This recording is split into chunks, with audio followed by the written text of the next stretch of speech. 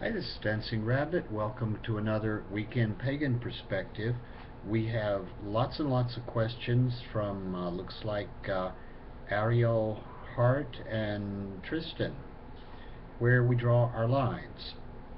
Number one, there are many beliefs and practices in the pagan umbrella, but where do you draw the line? Question one, sacrifice, human and animal.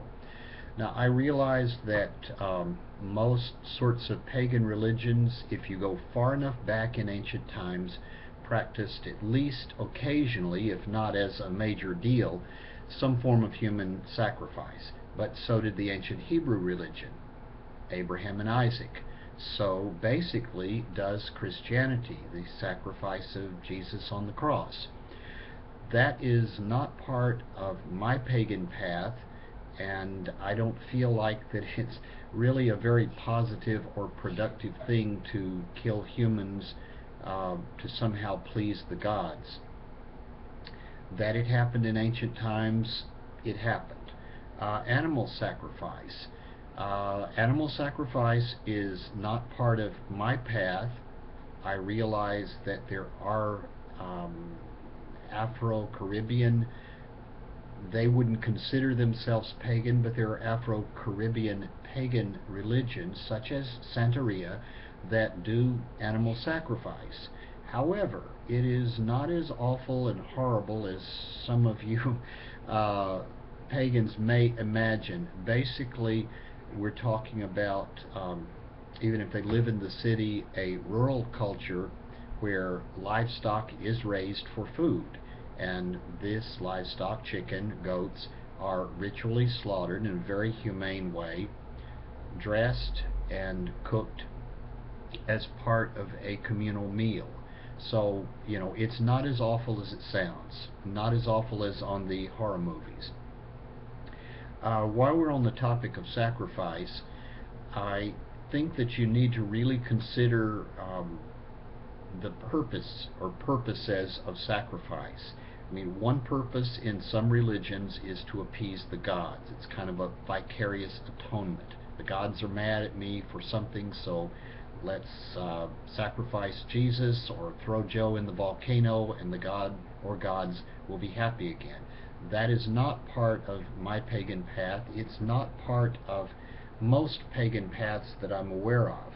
The second reason for a sacrifice or sacrificial offering might be a sort of quid pro quo. You want the deity to do something for you, so you do something for the deity. Or the deity's done something for you, and you're paying the deity back. This is part of brujeria and hoodoo. In fact, one brujo that I'm fairly good friends with had told me that only a thief expects to get something for nothing. So naturally, you should pay the gods or saints or whoever is you're asking to help you out for their help. I have done that sort of practice on several occasions, and if you're working, for example, with St. Expedite, and you make a request, then you make an offering of Sara Lee pound cake, and you also write it up in the personal column of your local newspaper and let whoever happens to read it know that St. Expedite's on the job. This is just what you do. It's not a major part of my path. It's a rather minor magical aspect of it some of the time when I'm practicing that particular tradition. The third reason, I guess, for a ritual sacrifice is to honor the gods, and that's normally how I do it. Whether it's cakes and ale during a Sabbath, I crumble some of the first of the bread and offer the bread to the Earth Mother, and I pour out a libation offering to the horned god.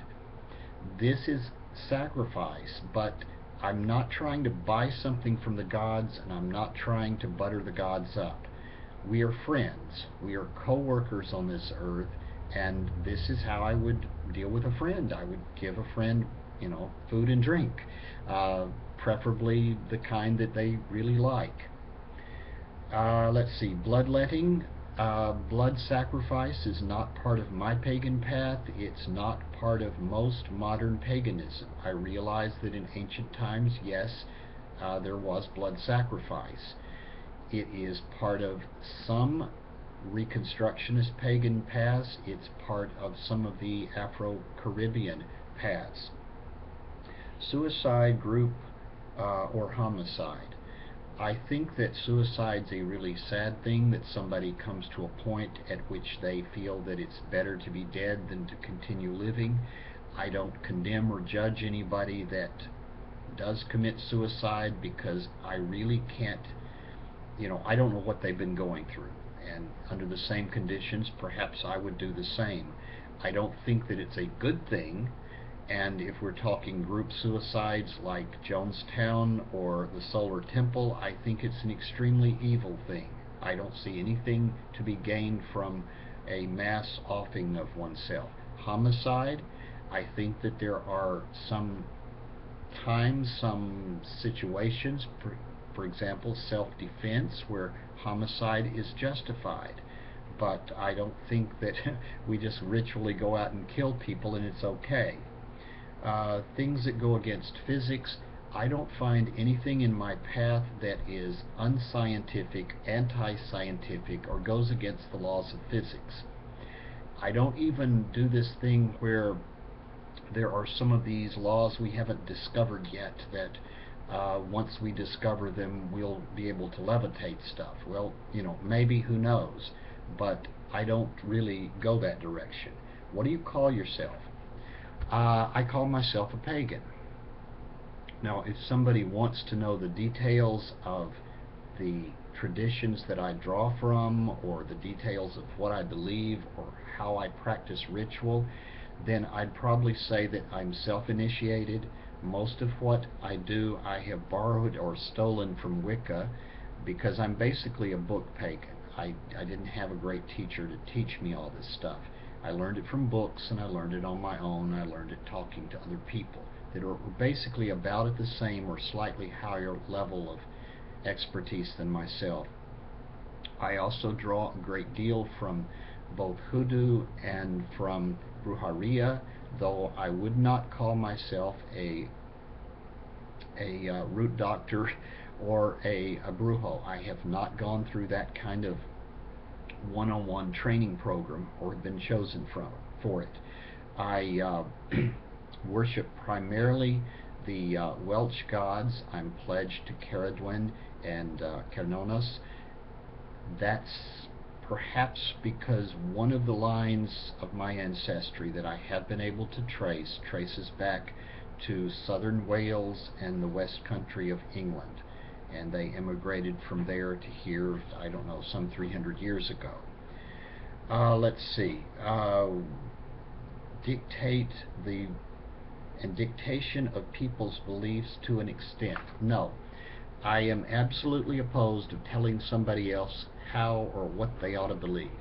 As a Unitarian Universalist, I believe very strongly in the free and responsible search for truth and meaning. I think that this is each one of our jobs, each one of our responsibilities, to search for truth, to create truth, to find truth, to formulate truth, to figure out what is true for us. So I would never tell anybody what they ought to believe. Now, if their practices were hurting me, then yes, I'd tell them. If their practices seem to be hurting, a child, some random person, yes, I would tell them, possibly call the law. Let's see. 2, do we have the right to dictate others' beliefs? I think I've just answered that. No, absolutely no, not no.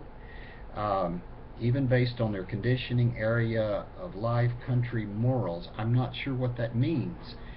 I don't think it's my job to go tell anybody what they ought to believe. All pagans have common ground to you. What is their common ground, and how would it change if we decided it was okay to tell people what to believe? Well, if we pagans decided that there's only one way to be, and we had that way, and we were going to tell everybody else what it was, I think that that would totally change paganism. It would be something completely different. perhaps very similar to some of the fundamentalist monotheistic religions that go on crusades and jihads to convert the non-converted. I think our common ground as pagans, if it is anything, is a rather open-minded, pluralistic view of spirituality. That yes, I have my beliefs, and obviously I must believe they're right or useful or true, otherwise I'd be believing something else. But I don't feel that I have the right to impose my beliefs on you. Yes, I have a couple of gods that I worship regularly. I do ritual to other gods on occasion. I believe that other gods exist. I just, they're just not the ones that I'm bound to. I think that one of the other commonalities in paganism, even some of the Reconstructionist paganisms, is our belief in immanent deity. That deity is not separate from the material world, out there somewhere. There's not this great battle between flesh and spirit, good and evil. That it's more of a yin-yang thing. It's more a matter of balance than increasing good and decreasing evil. That the gods are in us, that we can experience the gods in ourselves, through other people, through nature, through the seasons, through the universe, in ritual, that there are many ways to meet the divine, the holy, the sacred. And this, I think, may be the common ground of paganism. We are also what could be termed orthopraxic rather than orthodox. To define my paganism, my pagan path, you probably should describe what I do or how I do it, rather than what I believe. Although I do have beliefs. Let's see. 3. What would you decide is wrong for a person to believe in a first world society? I don't understand the question. Message me, leave a comment, and maybe I can give you my opinion. I guess it's wrong to believe that you can just go out and hurt people for no good reason. Number 4. Do you believe what you call yourself should be based off initiation or historical fact? I am self-initiated. I believe that dedication is something that a person does. You dedicate yourself to the gods, you dedicate yourself to the study of a particular path. In traditional Wicca, there's usually a dedicate. That's the person who wants to join the coven, and they usually spend a year and a day studying and being observed before they are initiated. That is not my particular path. It's not the path of most pagans these days. I believe that you can initiate, and this initiation is from the gods. The gods initiate you. So maybe self-initiation isn't the right word. But I was never initiated into a group or a coven or a particular tradition. So I'm not real sure what you're talking about, historical fact. It's a personal thing that happened. So I guess it's nearly 20 years ago, so I guess by now it's history. I'm really interested in hearing about what you have to say about this. If you like, consider historical fact in your answer, like how quite a few ancient pagan religions used to believe it's okay to sacrifice blood or anything else you know of. My pagan path is not pure personal gnosis. It's not just, I've just made up something because I feel like it works. Neither is it based purely on Reconstructionism or historical fact. In the first place, we don't know all the facts. Most of the stuff was not written down. Some of it was destroyed. A lot of it was rewritten by people who weren't pagans later on for their own reasons. So we don't have a lot of historical fact to go on. And besides that, times have changed. And the things that might have worked 500, 1,000, 10,000 years ago might not work today. And just like the pagans back then discovered their spiritual path. Yes, it became sort of crystallized, traditionalized. We need to find our own spiritual paths, maybe based somewhat on history, but we have to find it. This is our job, the free and responsible search for truth and meaning. Okay, this was incredibly long. I talked rather fast, but there were lots and lots of questions, and they were all really good questions that needed to be answered. So, till next week, Dancing Rabbit. Bye-bye.